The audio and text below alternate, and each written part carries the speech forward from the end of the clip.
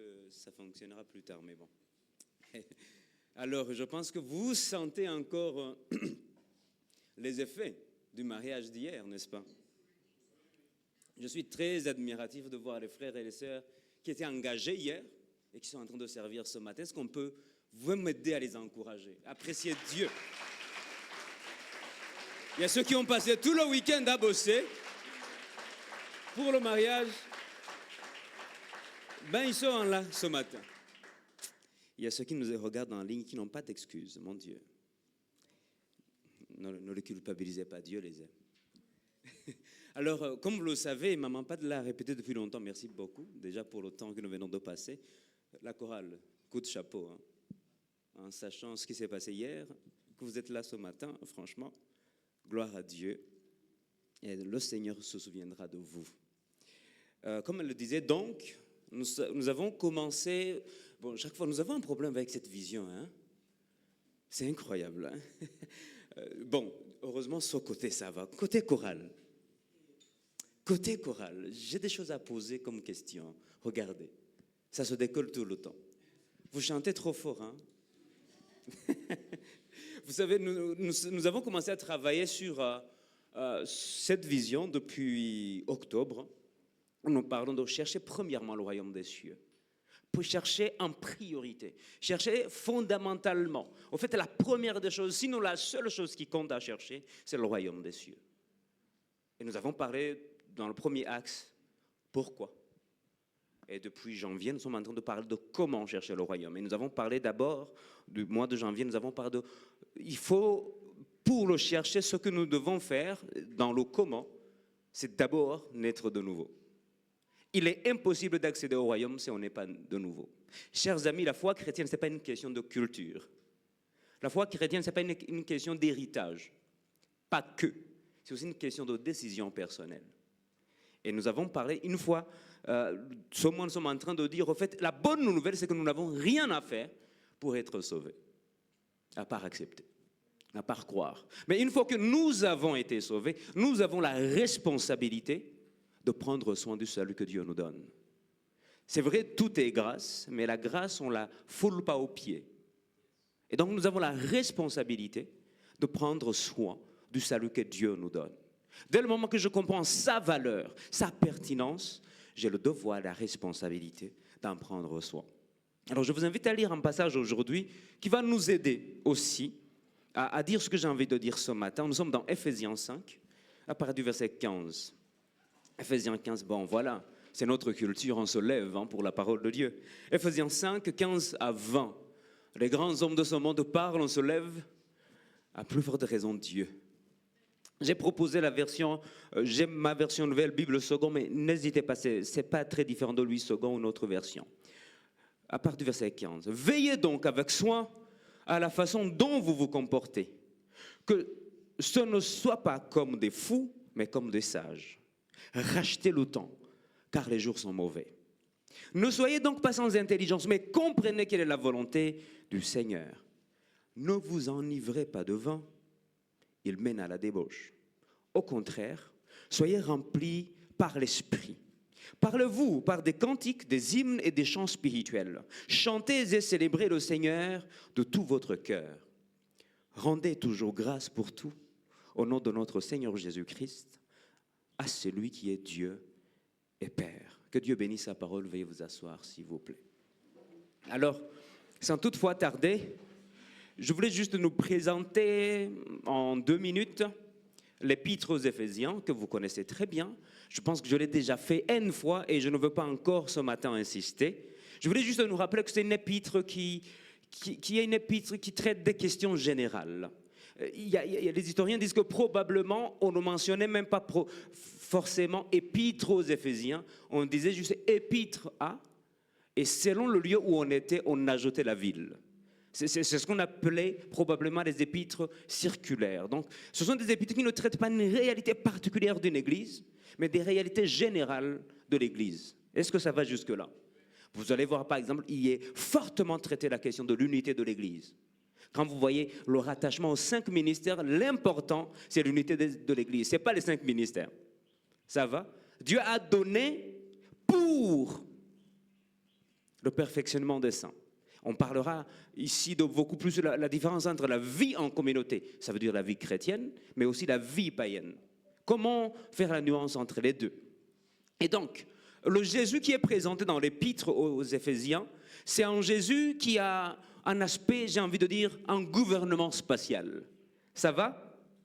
Dieu, le créateur de toute réalité visible et invisible, et Jésus-Christ règne sur toute chose depuis la sphère céleste, hein, quand vous lisez l'épître. Donc vous allez voir que les anges et les puissances démoniaques dominent une sphère intermédiaire, tandis que le monde des êtres humains et des morts constitue la région inférieure. Mais la bonne nouvelle dans tout ça, c'est qu'il va préciser dans le verset 22 du premier chapitre, Dieu a mis tout sous ses pieds. Malgré le règne de ses puissances, c'est quand même Jésus qui règne, encore plus fort.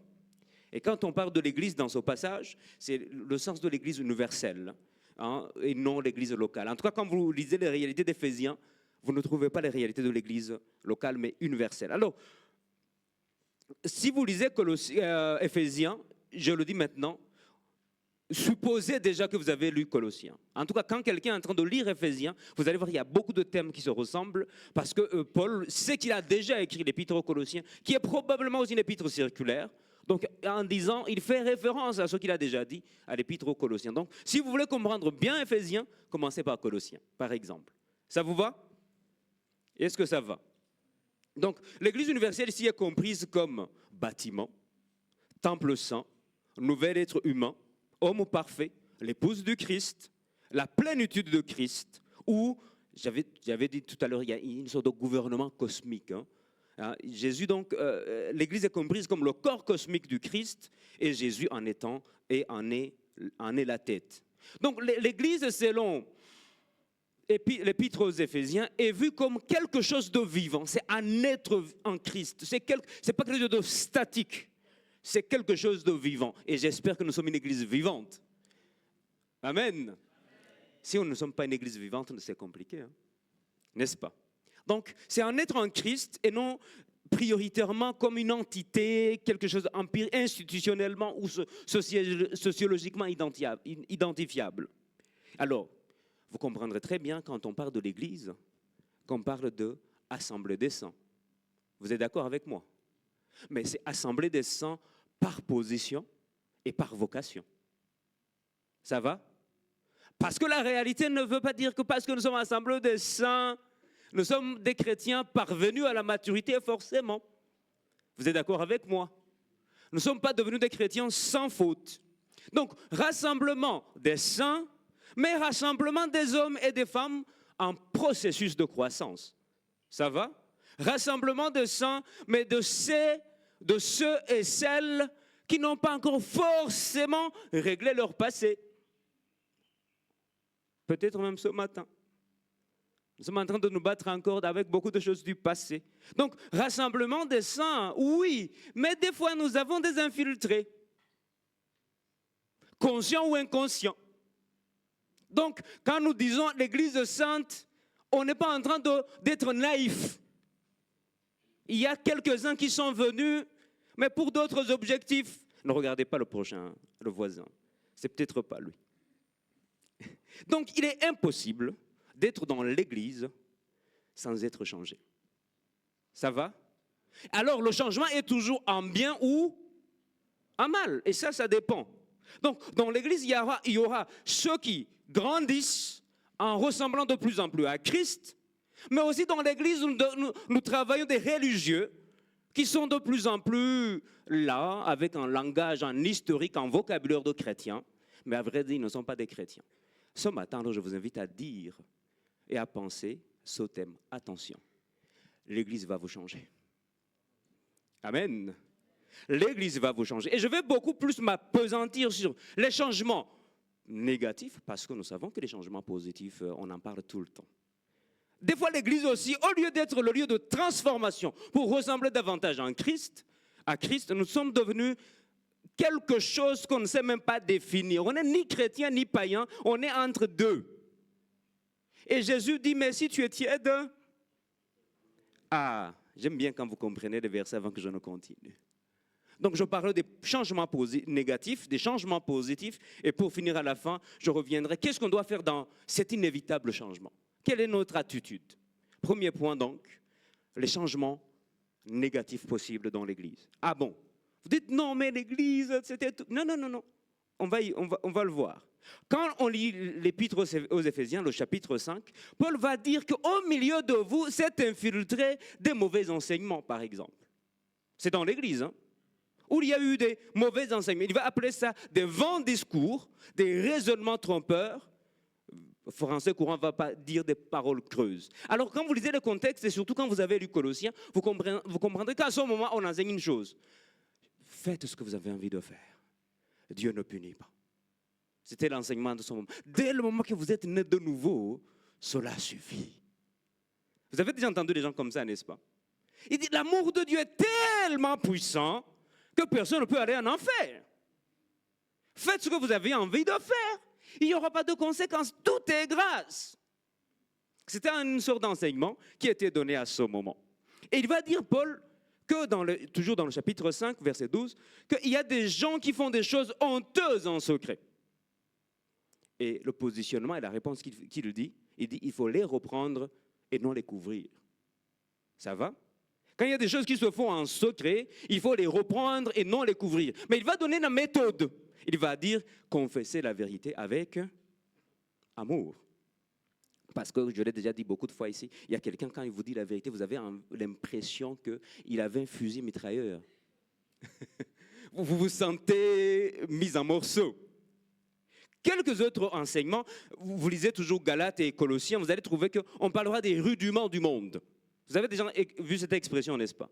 Les rudiments du monde, quand vous lisez les commentaires, c'est souvent les éléments de la loi juive qui viennent avant Jésus. Par exemple, la circoncision. Vous n'êtes pas circoncis, vous ne serez pas sauvés. C'était un enseignement qui était à ce moment. Mais aussi les rudiments du monde, c'est aussi les éléments de la nature divinisés. Vous savez, il y a des gens qui prient le vent, qui prient l'eau, n'est-ce pas? Bon, ainsi de suite.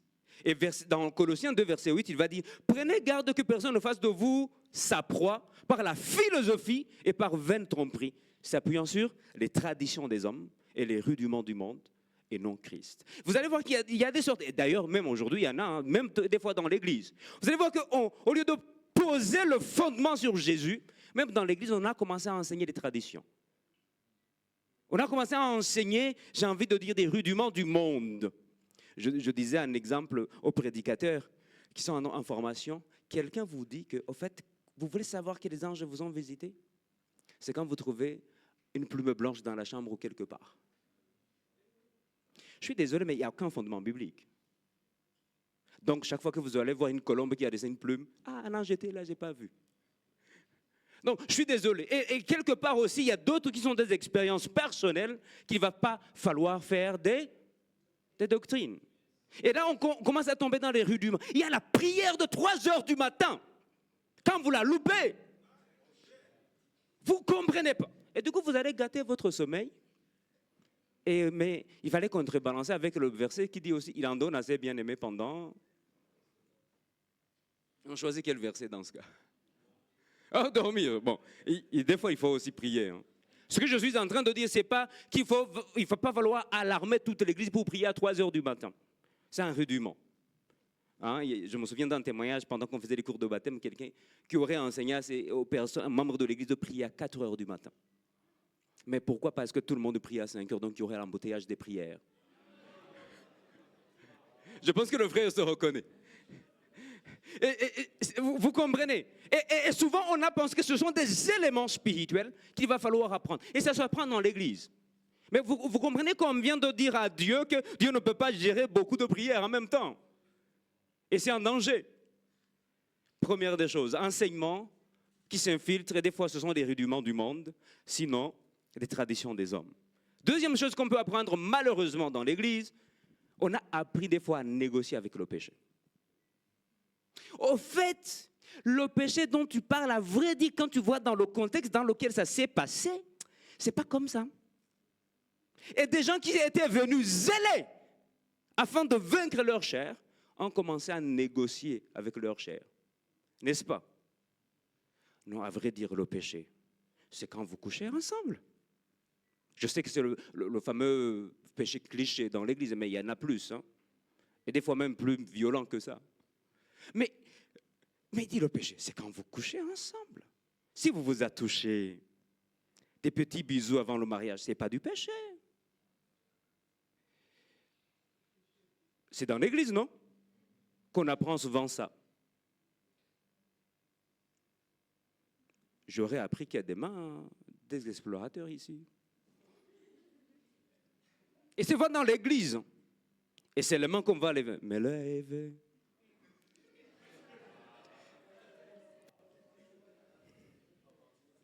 Moi, j'ai déjà entendu des pressions. Vendredi, je parlais des pressions aussi dans l'Église. Hein. Bon, malheureusement, il y avait pas de live, donc vous avez raté. Hein. J'ai entendu des gens, on va te dire, frère Aïdin, à ton âge, tu n'as rien fait.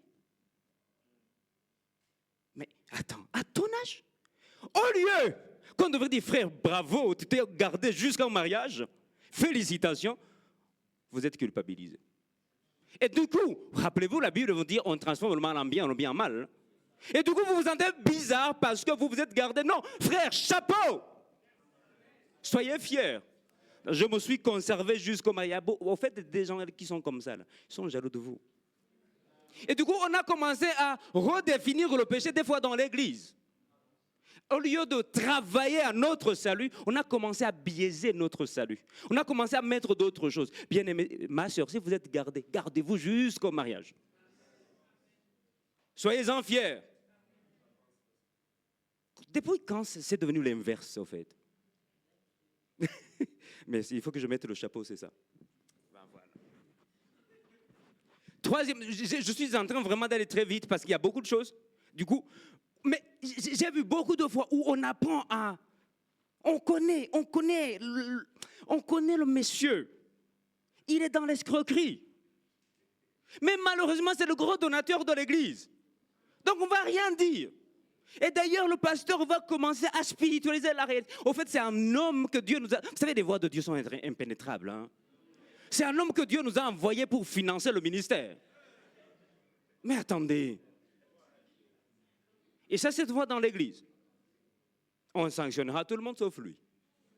Et des fois, il a 5 femmes. Mais vu que c'est le gros donateur, non. Négociation avec eux.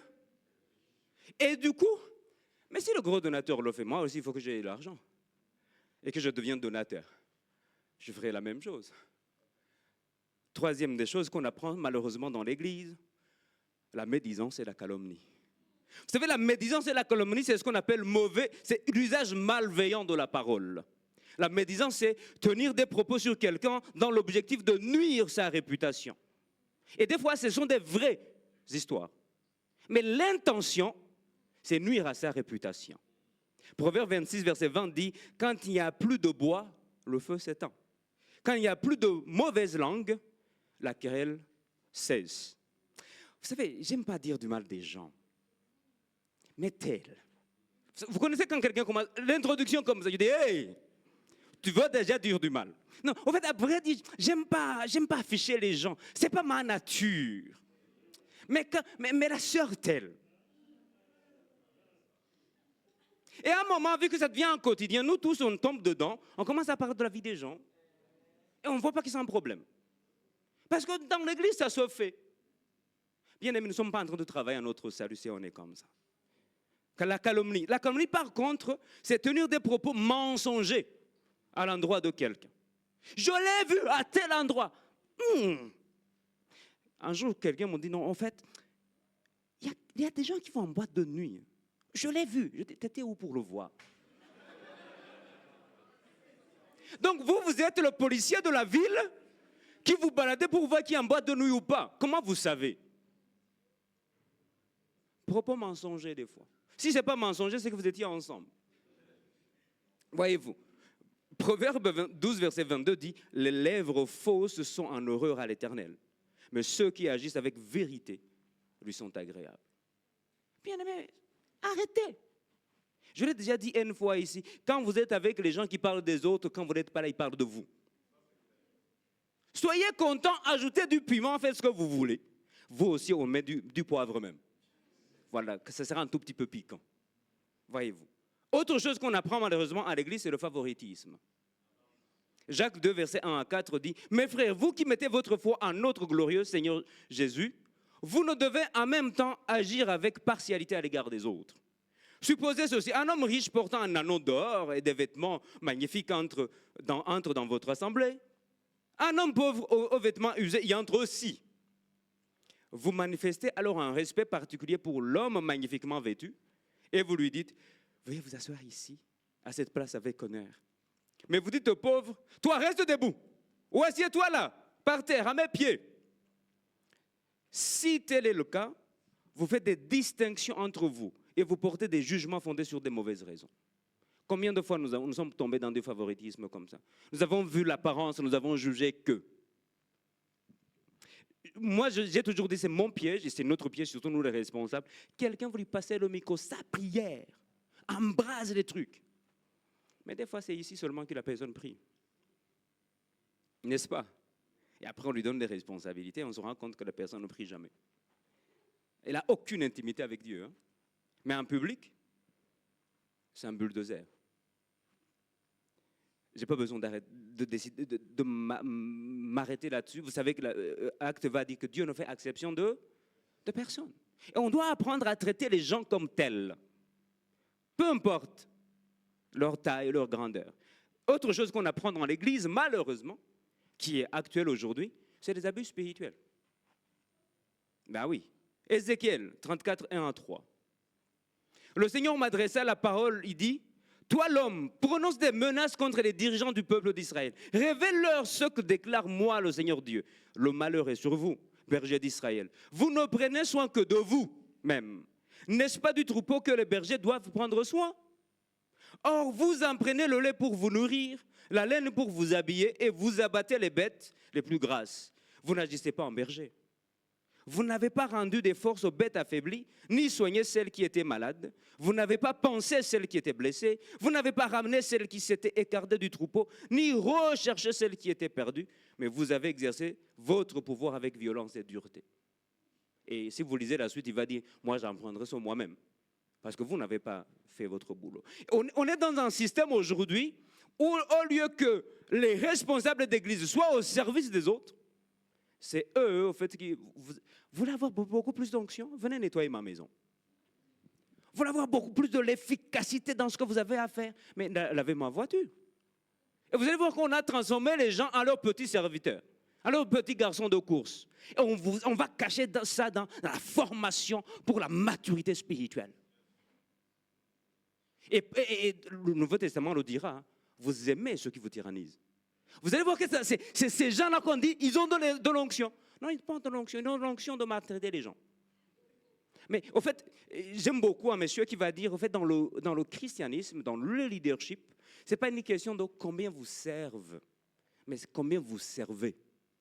Vous êtes au service de combien de gens? Pas combien courent quand vous dites, hey. On a rigolé avec quelques amis, il y a des lieux quand le pasteur entre, le culte s'arrête. Hein. Et du coup, c'est le culte à Dieu ou c'est le culte à pasteur? C'est l'homme de Dieu avec les caméras zoom depuis la chaussure. C'est notre daddy hein, qui entre. Je ne suis pas contre eux, mais ça doit être mis à la place. Il y a quelqu'un qui me dit, non, mais le pouvoir là a changé. Non, le pouvoir a dévoilé son cœur. Il y a des gens qui sont humbles parce qu'ils n'ont pas de position de pouvoir. Dès le moment que vous le mettez responsable de département, hey! Là, vous allez voir, les griffes vont sortir. Non, il n'était pas humble avant. Il n'avait pas de lieu d'exercer son pouvoir. Et des fois, c'est dans l'église. Mais vu que moi, j'ai intégré le département et j'ai trouvé un tyran, je pense que c'est comme ça qu'on exerce le leadership. L'année suivante, je suis responsable. Je fais le tyrannisme moi-même. Je deviens un tyran moi aussi. Donc, c'est vraiment important de comprendre que malheureusement, des fois dans l'église, on a appris des mauvaises choses. L'idolâtrie, je n'ai pas besoin d'insister, elle m'a précédé. Mais l'idolâtrie des hommes, l'idolâtrie des dons. L'idolâtrie des hommes, vous voulez que je vous donne un exemple? Rappelez-vous 1 Corinthiens 1,12. Moi, je suis de Paul.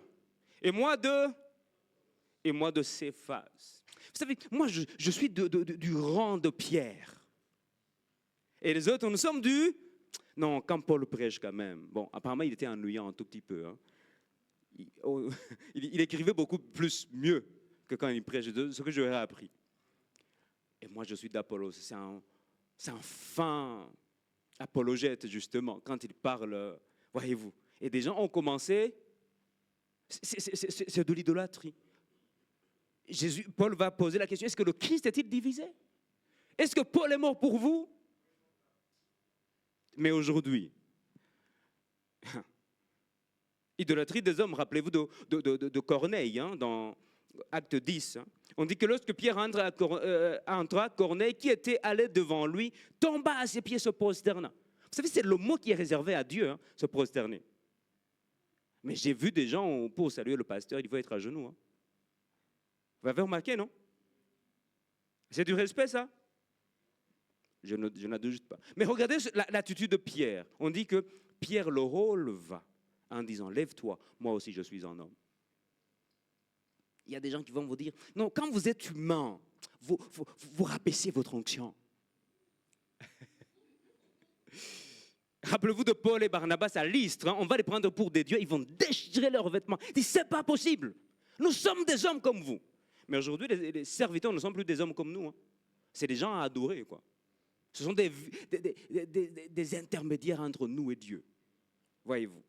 Il y a aussi des adorateurs des dons. Je n'ai pas besoin d'insister là-dessus. Rappelez-vous de Saül, par exemple. Au lieu de préférer l'obéissance, il va préférer la bataille. Il va rentrer avec ce qu'il a gagné. Il y a tellement de choses à dire. Je peux parler de Samson. Au lieu d'écouter Dieu, il est fier de sa force. Il y a des gens, en fait, la seule chose qu'ils ont à vous présenter, c'est leurs dons. Si vous leur enlevez les dons, ils n'existent plus. Mais vous êtes qui en dehors de ça? C'est quoi votre caractère? C'est quoi votre identité? Est-ce que votre identité repose sur la parole de connaissance? Si vous ne parlez plus, vous n'êtes plus chrétien. Je pense qu'il ne faut pas chercher, hein. Mais quand même comprendre que des fois, malheureusement, on est tombé. On peut dire tellement de choses. Dans l'église, des fois, malheureusement, on a appris à aimer l'argent. On a appris à aimer tellement de choses. Je n'ai pas le temps de le dire aujourd'hui. Mais je voulais vous dire aujourd'hui, si nous voulons travailler à notre salut, on doit être conscient aussi à l'église que tout n'est pas bien. Et que nous devons ouvrir les yeux. Et surtout ouvrir la Bible. Parce que si on n'ouvre pas la Bible, je peux vous dire beaucoup de choses au nom de Dieu. Donc, si je suis en train de travailler à mon salut, je dois être conscient aussi dans ce domaine-là que je dois ouvrir les yeux. J'y reviendrai en conclusion. Deuxième des choses, il y a des changements positifs, heureusement. Je voulais juste citer deux et que je trouve dans le passage.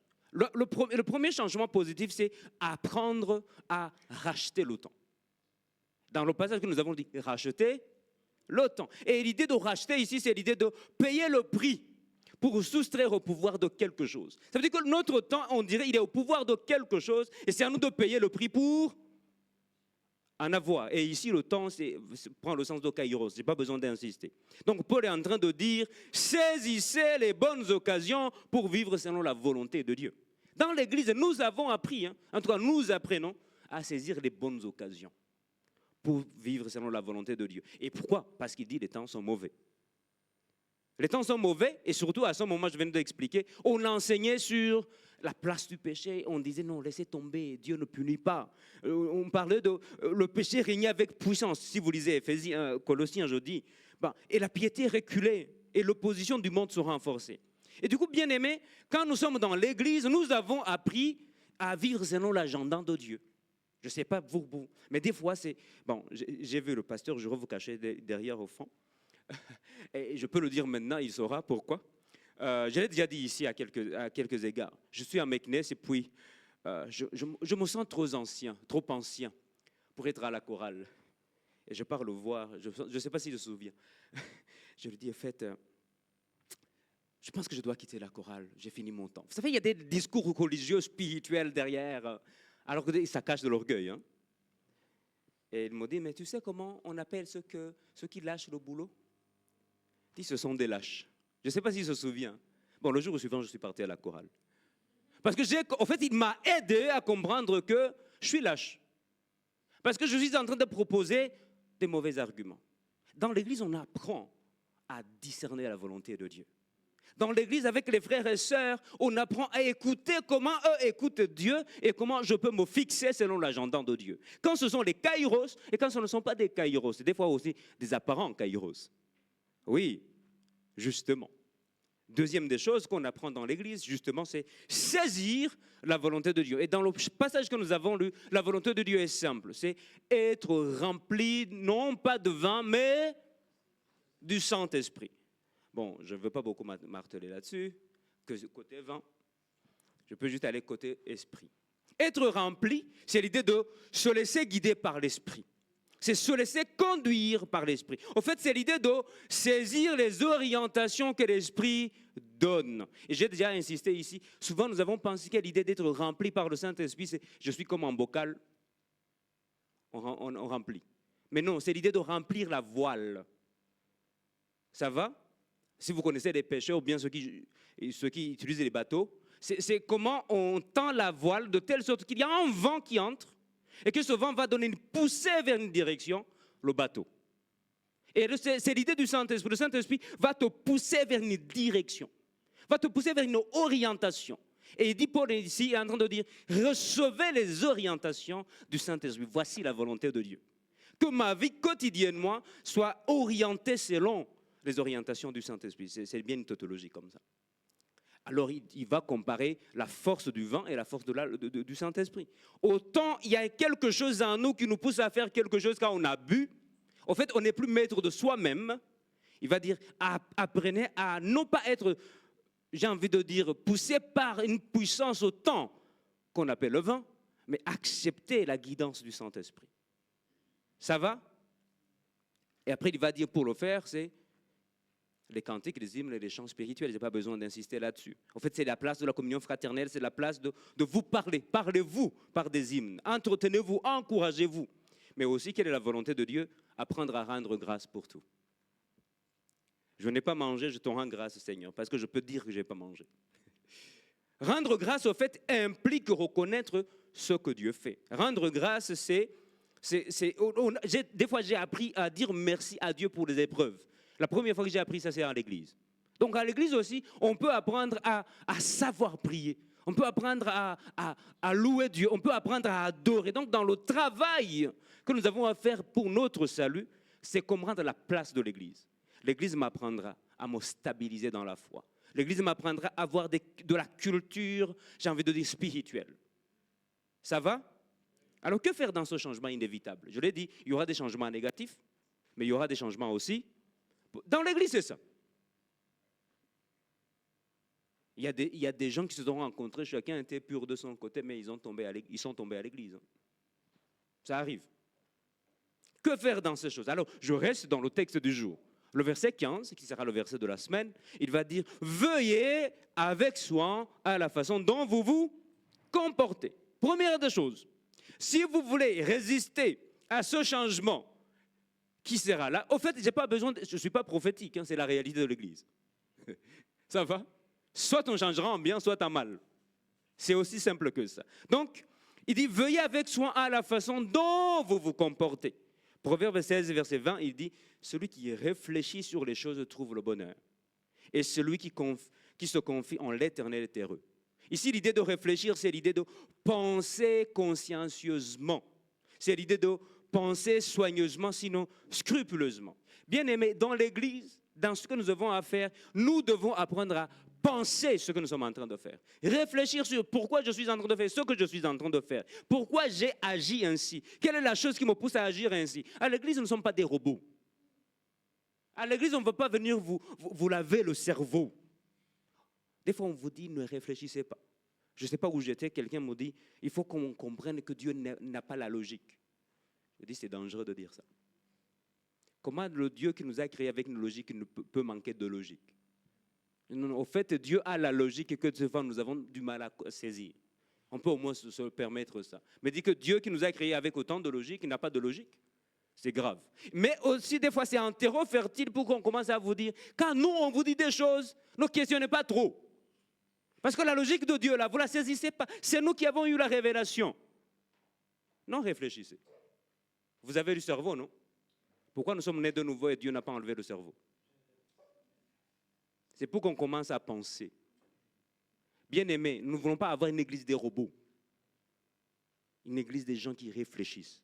Et il dit, celui qui réfléchit sur les choses trouve le bonheur. Donc, la première des choses, Paul est en train de dire aux Éphésiens, veillez avec soin à la façon dont vous vous comportez. Je me comporte comment? Ça, c'est la première des choses. La deuxième des choses, il dit, prenez le rôle, j'ai envie de dire comme ça, vous le trouvez dans le contexte. Hein. Prenez le rôle, sinon la place que le Seigneur vous assigne. Alors, il va le dire avec quelques duos hein, dans le passage qui suit.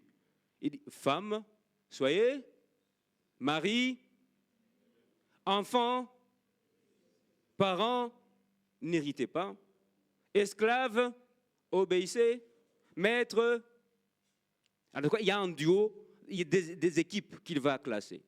Ça va? Et vous allez remarquer que ce qu'on appelle fragile, les ordres sont positifs. Femmes, soyez, n'est-ce pas? Parents, enfants et parents négatifs. Vous avez remarqué ça? Vérifiez avec soi. Hein? Vous allez voir que celui qu'on a tendance à voir comme fragile, on lui donne un ordre positif. Mais celui qui a un peu au pouvoir, on lui donne un ordre négatif. Parce que c'est facile d'écraser les gens. Mais toi, n'écrase pas les gens. Parce que tu es en position d'écraser les gens. Il dit, parents, n'irritez pas. Parce que c'est facile d'irriter. Parce que je suis en position d'irriter. Et du coup, ce duo, s'il n'est pas bien dans les positions du Seigneur, devient un duel. N'est-ce pas? Femme, mari, duel. Ça devrait être un duo, mais il devient des duels. Vous avez regardé les films de duel, non? Tac. Voilà.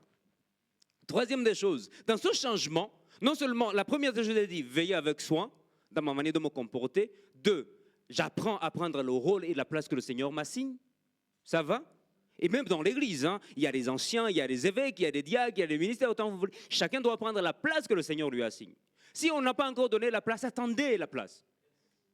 Ça va? Sinon, vous êtes en train de créer des guerres pour rien. La dernière des choses que je voulais dire avant que je puisse conclure le message, c'est fixer les regards sur Jésus. Hébreux 12, verset 2, parole du Seigneur va dire, gardons les yeux fixés sur Jésus qui nous a ouvert le chemin de la foi et qui la porte à la perfection. Parce qu'il avait en vue la joie qui lui a été réservée, il a enduré la mort sur la croix en méprisant la honte attachée à un tel supplice et désormais il siège à la droite de Dieu. Bien-aimés, c'est très important de comprendre que ce qui se passe dans l'Église, que ce soit des bonnes personnes ou des mauvaises personnes, je dois garder en perspective Jésus. Si on ne garde pas en perspective Jésus, ben on va quitter l'Église. Un jour, quelqu'un m'appelle, je suis toujours à Meknes, il m'appelle, il me dit, frère Thierry, tu as un encouragement pour moi. Non, il a dit, tu es un modèle. Je dis, hey, pardonnez-moi. Parce que si demain je tombe, tu quittes l'église. Je ne suis pas un modèle pour toi. Je suis content que j'ai été un frère qui t'encourage, mais Jésus serait ton modèle. Parce qu'à chaque fois que je veux me fixer comme un modèle, il va dire, mais lui aussi il fait ça. Bon, si dans l'église c'est ça, moi je m'en vais. Je préfère qu'on garde les yeux fixés sur Jésus. Gardez les yeux fixés. Je vous donne un exemple. Hein. Parce que souvent, si on ne fixe pas les yeux sur Jésus, soit on est fixé sur les hommes, ou on est fixé sur les circonstances. Alors rappelez-vous de Pierre. Il va poser la question. Est-ce que si c'est toi, Seigneur, ordonne que je marche aussi sur l'eau? Mais tant qu'il a les yeux fixés sur Jésus, ça va. Vous avez remarqué, non? Mais dès le moment qu'il a commencé à regarder à la force du vent, il a pris peur. Il s'est enfoncé. Si je garde les yeux fixés sur les circonstances, le frère qui était comme ça, finalement il est tombé dans ça. Je regarde Jésus seulement. Quelqu'un d'autre, hein? Des fois aussi on a les yeux fixés sur les hommes. J'ai oublié où j'ai donné ces exhortations. C'est vraiment, rappelez-vous, le passage de 1 Roi 13. Hein? Où un monsieur est parti prophétiser. On lui a dit exactement, Dieu lui a dit clairement ce qu'il doit faire, mais il rencontre le vieux prophète. Vous connaissez le jeune prophète et le vieux prophète, non? Il rencontre le jeune prophète, le vieux prophète, et il dit, moi aussi Dieu me parle, viens manger chez moi. Il lui donne à manger, et une fois qu'il finit de lui faire à manger, lui-même il prophétise à nouveau. Les lions vont Dieu va te tuer, tu as désobéi. Mais c'est toi qui m'avais conduit ici. savez, il y a des gens qui vont prophétiser la vérité après la conséquence ils t'ont conduit eux-mêmes. Ils te conduisent dans un mauvais choix, après ils te disent, voici la volonté de Dieu pour toi. Tu as péché. Tu dis, mais papa, c'est toi qui m'as conduit là-bas où? Bien aimé, la Bible est claire, toute autorité vient de Dieu. Mais il n'y a aucune autorité qui est là pour me faire désobéir à Dieu. Il faut équilibrer ces choses-là. Donc, malgré le fait, donc si je regarde aux hommes, je peux commencer à faire des choses qui ne plaisent pas au Seigneur, mais parce que je me suis dit, ah, il est où, hein? Il est placé, je ne me pose pas de questions. Non, non, on pose les questions. Est-ce que ce qu'il a dit, pardon, hein, si je tombe ici, c'est la puissance ou bien... Ouais. Donc, attention, chers amis, il ne faut pas vraiment dire non, au fait, vu que je ne comprends pas, c'est lui qui a dit non. Est-ce qu'il a dit ce qu'il a dit est conforme à la Bible ou pas? Parce que s'il n'est pas conforme à la Bible, ben on va tomber dans un piège.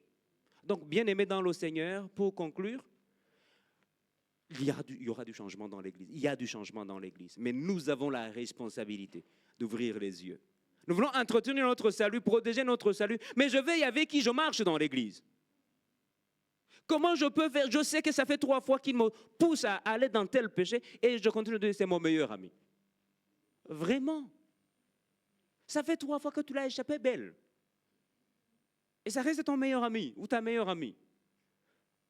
J'ai la responsabilité d'ouvrir les yeux, et surtout la Bible, et garder les yeux fixés sur Jésus, prendre le rôle que Dieu m'assigne et veiller à mon comportement. Que Dieu vous bénisse abondamment.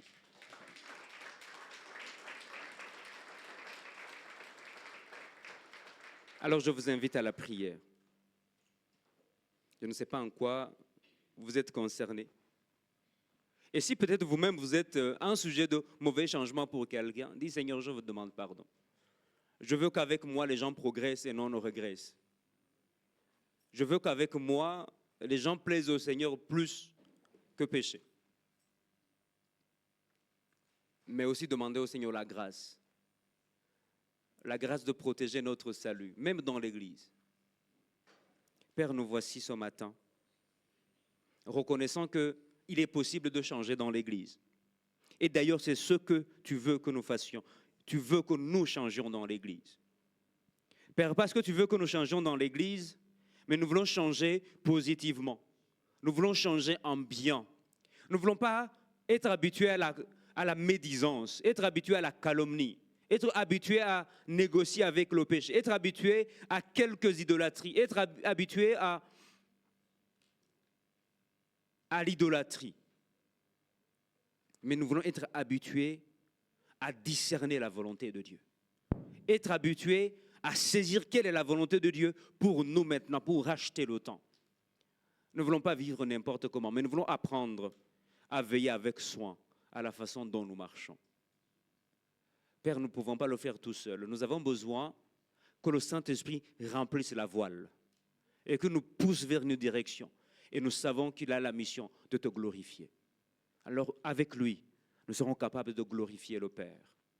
Éternel notre Dieu, merci. Merci parce que tu nous as sauvés, mais tu nous donnes la responsabilité de prendre soin de ce salut. Et nous ne voulons pas vivre légèrement, mais nous voulons vivre avec conscience, avec force et courage, pour te plaire en tout temps. Donne-nous à discerner notre entourage. Donne-nous à discerner, Seigneur notre Dieu, ceux qui nous aident, celles qui nous aident à grandir avec toi et non pas à reculer, à rétrograder. Béni sois-tu, Papa. L'honneur et la louange à toi. Nous prions en Jésus-Christ. Amen. Alors nous allons enchaîner avec